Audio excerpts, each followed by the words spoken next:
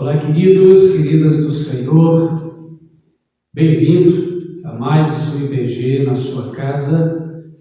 Na verdade, eu que agradeço por você nos permitir entrar na sua casa e juntos aprendermos mais um pouco da Palavra de Deus. Lembrando de sempre aí se inscrever no nosso canal, o canal da Igreja Batista da Graça. Se você não clicou aí no sininho, clica aí, aperta o sininho para que você sempre receba o aviso das novidades do canal da IBG e deixe seus comentários também. É muito importante para nós, da Igreja Batista da Graça, você deixar os seus comentários, as suas sugestões de temas. O IBG na sua casa tem a função, o objetivo de ser um canal para que levemos a Palavra de Deus de forma dinâmica, atual, e queremos sempre estar aí trazendo temas atuais. Então, convido você a compartilhar conosco aí do que tem sido o IBG na sua casa, e o que você tem aprendido, as suas dúvidas também, diante dos temas que estamos trabalhando. Começamos agora, estamos no quinto estudo do IBG em sua casa e estamos aí tratando da teologia da igreja. Lógico, não vamos esgotar esse tema, um tema muito rico, muito longo, mas alguns pontos fundamentais queremos trazer para você. E hoje vamos dar continuidade sobre a grande referência que tem que ser a igreja para a nossa sociedade. Mas antes de continuarmos, eu quero convidar você a orar. Se você assim puder, nos acompanhe nesta oração. Pai, eu quero, em nome de Jesus, agradecer ao Senhor por mais esse momento em que estamos no IBG em sua casa, estudando a Tua Palavra. Deus, que Teu Espírito Santo possa nos orientar e nos encher da Tua Palavra, nos encher da Tua vontade e que possamos juntos, ó Deus, crescer em aprender do Senhor. Ó Deus, eu te louvo por esse momento e que o Senhor abençoe os teus filhos e filhas que assistem a esse estudo nesse momento. Assim que eu oro e sou grato, em nome de Jesus. Amém e amém. Bom, nós começamos a falar sobre a relevância da igreja na sociedade, nos tempos atuais. Falamos sobre sua missão, falamos sobre o seu culto, e eu quero continuar a falar sobre essa referência, sobre a importância da igreja na sociedade. Não vou terminar hoje ainda, como eu disse na semana passada, no último estudo, é um tema muito rico, e eu tenho pensado alguns assuntos aqui e acolá para que possamos entender um pouco sobre essa relevância da igreja, aonde ela está, e principalmente você e eu que somos igreja. E hoje eu quero falar, dando continuidade ao tema, sobre o ensino, a importância do ensino da Palavra de Deus dentro da questão da igreja. Qual a importância desse ensino? Bom, o ensino bíblico precisa ser uma missão que a igreja não pode fugir. Uma missão que a igreja ela não pode deixar de estar atualizando, ensinando e praticando constantemente. A igreja, você e eu como igreja, nós temos a incumbência, a urgência de ensinar a Bíblia e também de aprender sobre a mesma. Jesus, inclusive, deixou isso como ordem para as nossas vidas. Em Mateus 28, verso 20, ele diz: ensinando-os a obedecer a tudo que lhes ordenei. Ensinando a quem? Aos discípulos, aos novos discípulos, aos novos cristãos, ensinando a igreja. Nós precisamos, como igreja, saber que é necessário esse investimento no ensino da Palavra de Deus, desde lá do iniciozinho, em tenra idade, as crianças já devem começar, dentro da sua linguagem, a aprender sobre a palavra de Deus.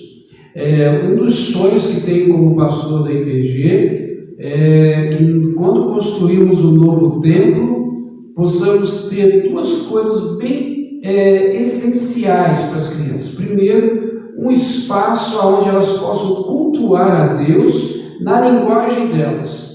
Tenho sempre falado isso com os irmãos, que o nosso desejo é que quando o culto com os adultos começar na nave, no prédio onde os adultos vão estar adorando, as crianças possam também iniciar o culto, né? No mesmo momento. Se o culto começa às 19 horas, por exemplo, para os adultos, o das crianças também vão começar às 19 horas, com louvores, com uma mensagem, tudo na linguagem delas, e depois elas irem para umas salas aplicarem aquilo que elas ouviram na mensagem.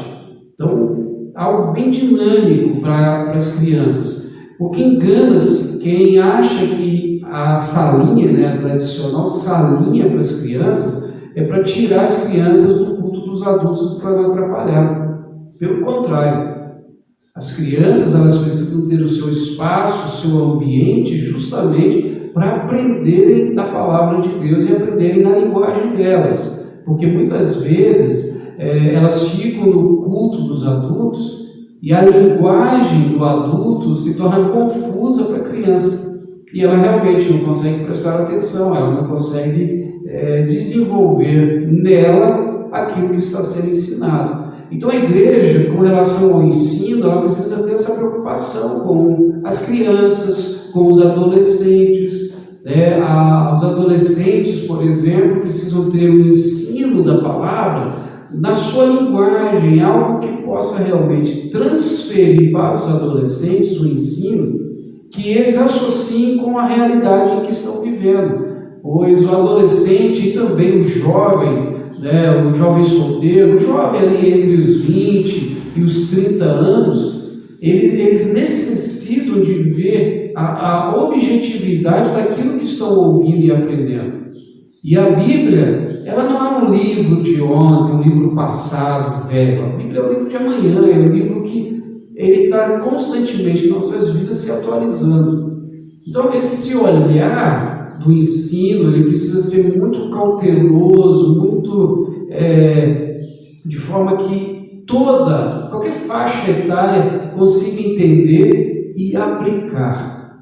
Então a gente precisa prestar muita atenção nisso. Eu queria, dentro desse assunto, destacar dois textos do Antigo Testamento que me mexem muito.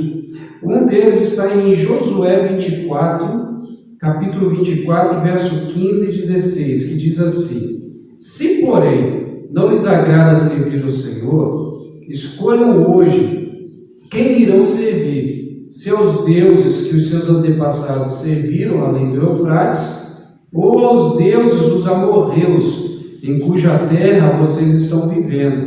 Mas eu e minha família serviremos ao Senhor. Então o povo respondeu: longe de nós abandonar ao Senhor para servir outros deuses.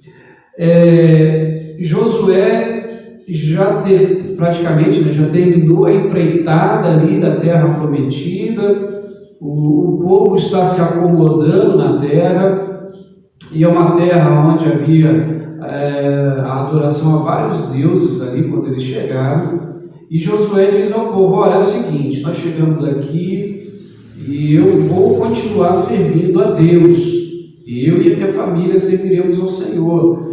Nós queremos agora honrar tudo aquilo que Deus fez por nós.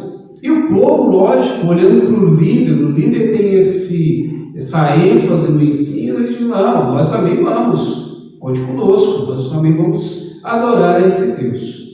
Bom, isso é muito justo, isso é bíblico. Eles aprendem isso lá em Deuteronômio, onde a palavra ela deveria ser ensinada a todo momento, principalmente aos mais novos. Porém, quando a gente chega ali no capítulo 2 do livro de Juízes, no verso 10, acontece algo que é triste, que lá vai dizer o seguinte: depois que toda aquela geração foi reunida aos seus antepassados, surgiu uma nova geração que não conhecia o Senhor e que nem o que lhe havia sido feito. Que geração é essa? A geração de Josué, a geração que nós acabamos de ler em Josué capítulo 24, versos 15 e 16. Juízes capítulo 2, verso 10, está dizendo o seguinte: depois que toda aquela geração morreu, surgiu uma geração que havia morrido, né? A geração passada morreu. A Bíblia é até muito delicada em falar, né? Vai dizer aquela geração havia se reunido aos seus antepassados. Na verdade, Juízes 2,10 está dizendo que aquela geração morreu. E surge uma geração, ou seja, os mais novos, uma geração em que não conhecia Deus e nem seus feitos. Mas espera aí, lá em Josué, capítulo 24, versos 15 e verso 16, tem uma geração que diz que vão adorar a Deus, que não vão abandonar a Deus, e agora surge uma geração que não conhecia. Estudiosos vão dizer que entre Josué, capítulo 24, verso 15, a Juízes, capítulo 2, verso 10, se passaram 40 anos. Não é muito tempo, mas é uma geração. E uma geração inteira não aprendeu quem era Deus e nem o que Deus havia feito. Olha a importância do ensino da palavra de Deus. Olha a importância de se aprender o que Deus tem para as nossas vidas através da sua palavra. Queridos, muitas pessoas hoje acham desnecessário aprender sobre a Bíblia. Mas o que eu amo na Bíblia é que a Bíblia não é um livro de autoajuda. Ela não tem só coisinhas boas que acontecem com as pessoas que seguem a Deus. O próprio livro de Juízes, se você for ler, você vai perceber que aquela geração sofreu a duras penas o que é não saber quem é Deus. E a gente vai olhando no decorrer da história bíblica e no decorrer da própria história da sociedade o que acontece quando nós não aprendemos sobre os ensinos bíblicos. Eu vou dar só um exemplo para você entender o que é o ensino bíblico para a nossa sociedade de hoje. Nós estamos hoje, esse vídeo está sendo gravado no dia 27 de junho de 2020. Bom, quando nós olhamos, por exemplo, com relação à agricultura, a agricultura é essencial para a nossa vida, para a nossa sociedade, para a nossa sobrevivência. Nos tempos bíblicos, Deus ensinou que o povo deveria deixar um ano a terra descansar. Na Bíblia isso é chamado de ano sabático, um descanso para a terra. Para que esse descanso na terra? Esse descanso serviria para que a terra se reorganizasse, para que a terra novamente tivesse os nutrientes para que as colheitas e as próximas plantações e as próximas colheitas fossem bem-sucedidas. Hoje, nós não descansamos mais a terra, não dá tempo para descansar a terra. O que acontece? A terra precisa que seja colocada nela produtos químicos, principalmente, para que ela possa gerar a vida nos alimentos que nós precisamos. A gente acaba de fazer uma colheita e eu já vi uma outra máquina atrás da colheitadeira plantando e a terra assim não descansa. Não dá tempo mais. Nós vivemos hoje num tempo ativista em que não dá tempo para descansar a terra. E aí teria outros exemplos, eu quis trazer esse mais simplório, para a gente entender o princípio do ensino bíblico para as nossas vidas. Vemos aqui que um povo inteiro, depois de 40 anos, uma geração não sabia. Também dentro do estudo bíblico, essa relevância para as nossas vidas, eu quero destacar para você a importância do estudo pessoal da Bíblia. A gente precisa entender que existem duas facetas desses estudos bíblicos. O primeiro é o estudo onde todo mundo se reúne, a gente vai aprender um tema da Bíblia, a gente pode aprender esse tema dentro da mensagem, do domingo ou qualquer outro dia à noite. Aqui na igreja nós temos a escola bíblica discipuladora, que no tempo, antes do isolamento, acontecia na terça-feira à noite e no domingo de manhã. Você está aprendendo a Bíblia através do IBG na sua casa, mas também tem o estudo pessoal. Eu quero aprender sobre algo da Bíblia. Eu atualmente estou estudando Josué. E como que a gente faz com esse estudo pessoal? Simples, não tem mágica. É a Bíblia, caneta e um caderno. E aquilo que Deus vai mexendo, vai falando com você, você vai anotando. Você vai escrevendo ali. Pode usar os rodapés da sua Bíblia. Você vai reparar aí que algumas Bíblias têm umas letras pequenas, que são capítulos e versículos que estão em referência aonde você está lendo. Algumas dessas referências, ela te leva para um outro capítulo que está escrito a mesma coisa da onde você leu, mas algumas dessas referências que você vai acompanhando, ela traz explicações do texto que você leu. A Bíblia ela é autoexplicativa. E se você tiver um pouquinho mais de condições, você pode usar comentários bíblicos que vão te ajudar a entender o texto que você está lendo. Hoje, no nosso tempo, queridos, é muito mais fácil você ir numa livraria evangélica ou pela internet e adquirir esses comentários bíblicos. Tem aí vários comentários muito bons, fáceis de se entender. Eu cito aqui, por exemplo, o comentário bíblico de Barclay. É um comentário muito fácil de se entender, muito explicativo.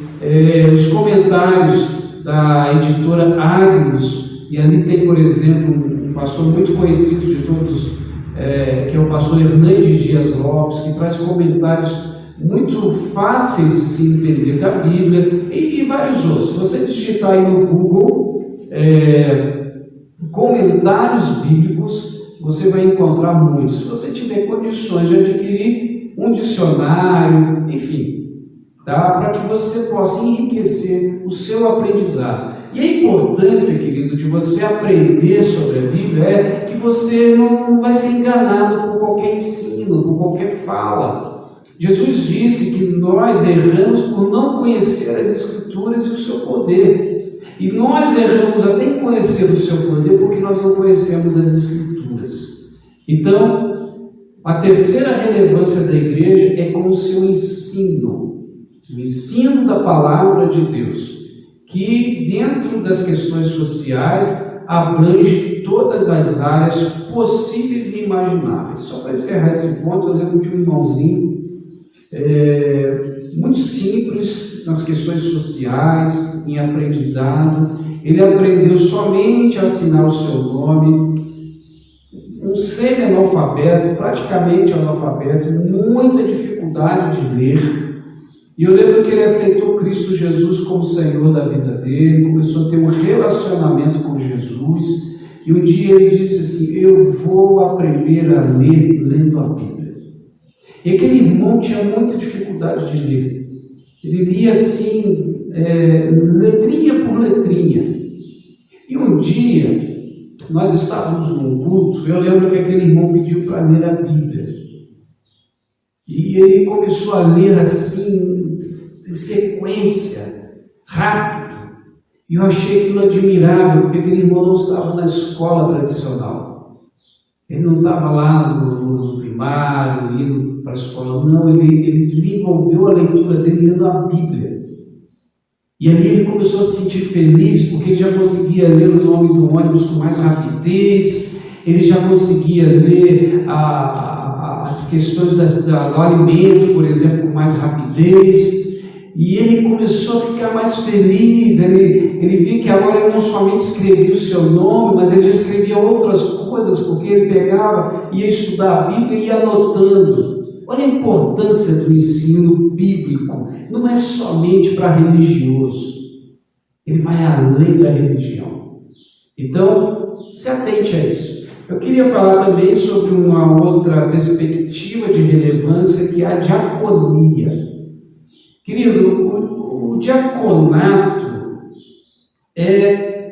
foi e é um dos maiores pilares do ministério de Jesus.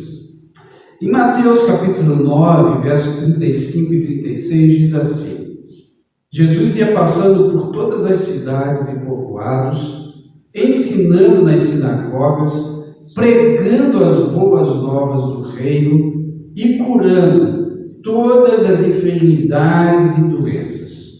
Ao ver as multidões, teve compaixão delas, porque estavam aflitas e desamparadas como ovelhas sem pastor. O que significa diaconia? A diaconia é serviço. Diaconia é ministrar na vida de outras pessoas. A diaconia é ajudar o outro, suprir suas necessidades. Todos nós cristãos somos convocados à diaconia. Somos chamados a servir ao outro, a suprir as necessidades do outro. Eu quero destacar aqui discipulado, o ensino, como falei, o evangelizar, são de extrema importância e isso a gente não abre mão como igreja.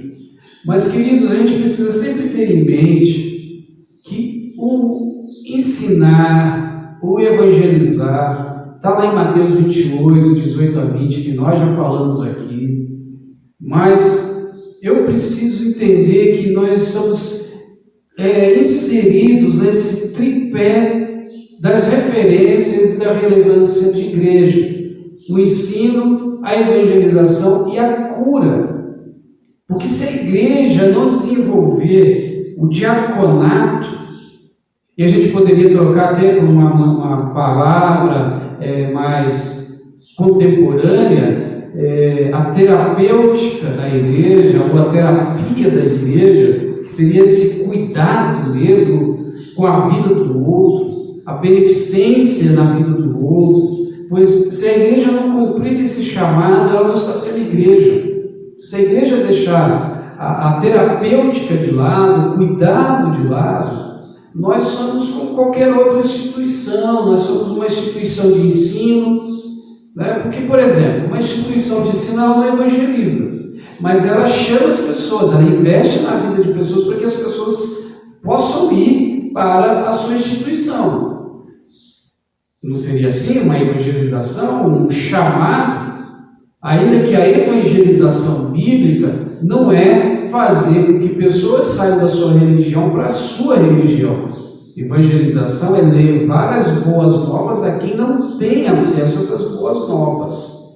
A evangelização é levar o amor incondicional de Jesus às pessoas que ainda não têm intimidade com Jesus. Não é porque eu estou indo lá na igreja do fulano e trago para a minha igreja, e a igreja termina o ano com 10, 15, 20, 50 novas pessoas, aonde 80, 90% dessas novas pessoas vieram de outras igrejas. Isso não é evangelização. Isso aí é pescar no aquário do outro. Evangelização é fazer discípulos de Jesus de quem ainda não era discípulo de Jesus. Ensinar a Bíblia. Uma escola faz isso, ensino. Pastor, não ensina a Bíblia na escola, mas é ensino. Agora, quando a igreja ela evangeliza, ela ensina e cuida, ela faz toda a diferença. Ela atinge o homem de forma completa, no seu intelecto, na salvação e também com o seu corpo, nas suas necessidades básicas que muitas vezes são negligenciadas. A gente precisa estar cuidando. A igreja ela precisa ensinar, ela precisa discipular, mas ela precisa também levar a cura, levar a terapia, a diaconia até as pessoas. Infelizmente a gente confunde diaconato, diaconia com aquela pessoa que fica na porta da igreja, controlando os adolescentes e as crianças. Não é isso. Diaconia é cuidado. Diaconia é levar ao outro aquilo que o outro está precisando. Diaconia é mais do que uma ação social e projetos. E não que isso seja errado, pelo contrário. A igreja ela precisa ter sim seus projetos sociais, ela precisa ter as suas ações sociais, mas ela vai mais além disso. Ela, na verdade, a diaconia, ela não precisa disso para existir. O projeto social, uma ação social, no meu ver, ele acontece porque já existe a diaconia. E a diaconia, ela faz toda a diferença na vida da sociedade. A Igreja Multiplicadora, ela ensina a diaconia com outro nome, que é compaixão e graça. Mas antes de tratar do assunto compaixão e graça, eu queria trazer uma referência bíblica sobre diaconia muito importante para nós hoje.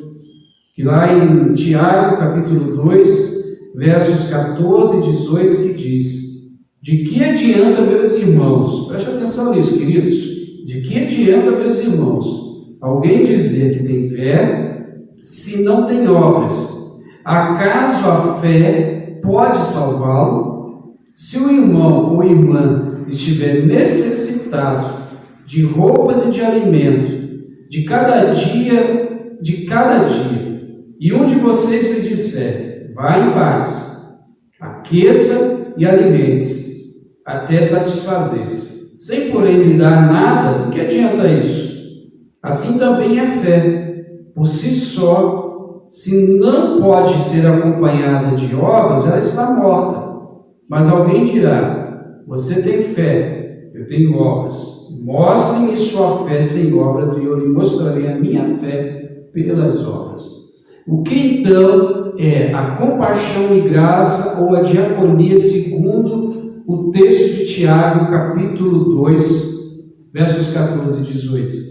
O que adianta, queridos irmãos e irmãs, você que nos acompanha, eu dizer que pertenço à igreja A ou B, dizer que eu adoro a Deus, dizer que eu estou de bem com Deus, se eu olho para as pessoas necessitadas e não faço um movimento para suprir as suas necessidades? O que adianta eu dizer que tenho fé?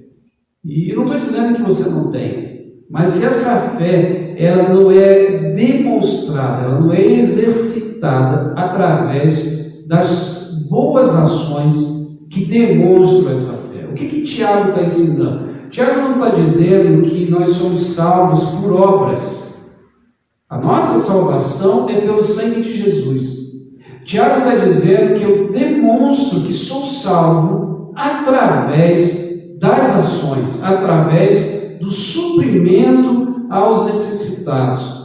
Esse tempo, inclusive, que vivemos aí, de pandemia, de isolamento social, pessoas perdendo emprego, tem sido um momento para a igreja mostrar a sua fé. Mostrar que ela tem fé em Jesus através de ações que suprem a necessidade de pessoas que estão passando por necessidade.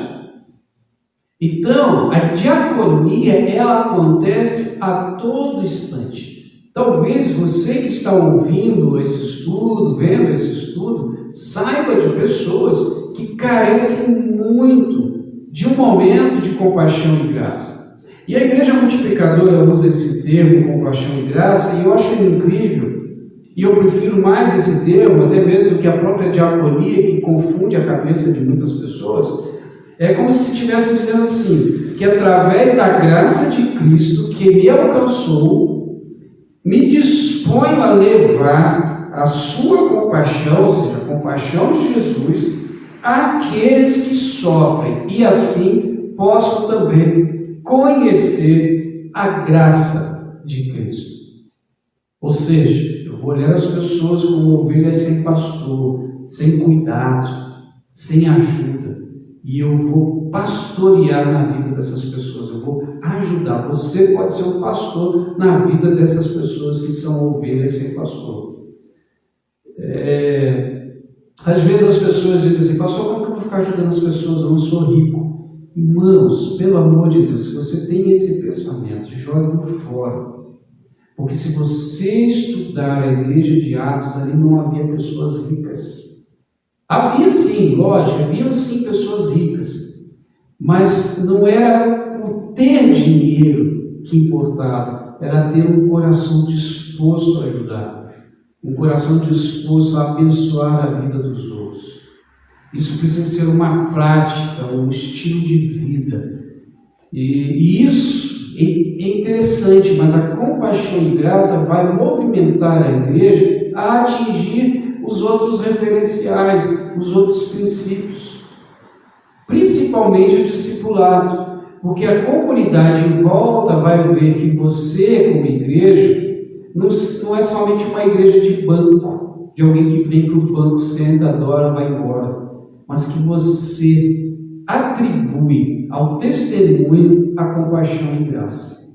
A igreja de Atos, a compaixão e graça, era o que fazia aquela igreja se tornar uma igreja relevante. Ela era uma igreja que orava, era uma igreja que ensinava, era uma igreja que testemunhava, era uma igreja que supria as necessidades das pessoas. Eles queriam realmente viver os princípios de Jesus para as suas vidas. Aproximadamente, no livro de Atos, 28 versículos retratando a compaixão e graça. Eu vou colocar no final do vídeo todas essas referências para que você possa depois estudar e ler e conferir. Tá? Vai ter uma página ou duas aí só falando sobre esses versículos. Eu quero terminar por aqui, né? Não vou me prolongar mais. Vimos sobre a importância do ensino, a importância de ensinar as crianças, os adolescentes, jovens, adultos, idosos, a palavra de Deus, cada um de acordo com a sua faixa etária, para que as próximas gerações continuem aprendendo e crendo de quem é Deus. Vimos também a importância do diaconato e uso a palavra compaixão e graça, uma palavra mais atual dentro da terapêutica da igreja, a importância dessa terapêutica, desse cuidado com o próximo, para que o Evangelho possa ser real na vida das pessoas.